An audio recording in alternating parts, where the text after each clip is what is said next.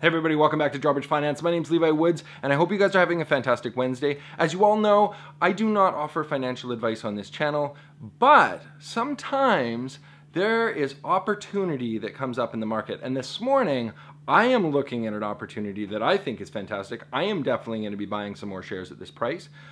If you guys follow me on Instagram, you would know that I am a longtime shareholder in Rogers Sugar. I have been since 2003. They have been paying me dividends since that time. So this morning, Rogers Sugar had their quarterly results come out, and the stock is down almost 9%. It is currently trading at $5.57 as I'm making this video. Also yesterday, they announced that they are going to be doing a dividend payout. So that quarterly dividend payout is currently set for shareholders that have holdings of Rogers Sugar on June 30th of 2018. So if you purchase the shares before June 30th, then you will be eligible to receive that 9-cent dividend.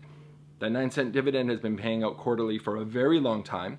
And so I did a little bit of quick math. The current stock price as of today is $5.57 Canadian. The expected dividend for the year, 9 times 4 equals 36. So if the stock price does not go up from today, for every $5.57 that someone invests, they will likely have $5.93 in their account next year. That is a dividend yield of 6.46%. Now, if that was registered in a DRIP, it would work out to even more. You would reinvest those 9-cent dividends that pay out quarterly back into the current stock price, and you would end up with a yield of 6.6%. And that is if this stock price doesn't move. Of course, that's where our risk is that the stock price might move from 557.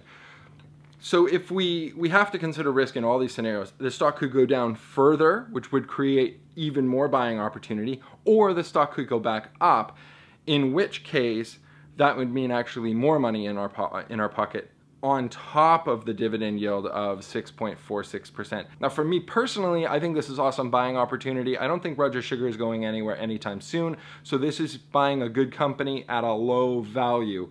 $5.57 is below the 200-day moving average. It's still below the 50-day moving average, and it's something that has a relatively good dividend yield at 6.46%. This has been my financial thought of the day.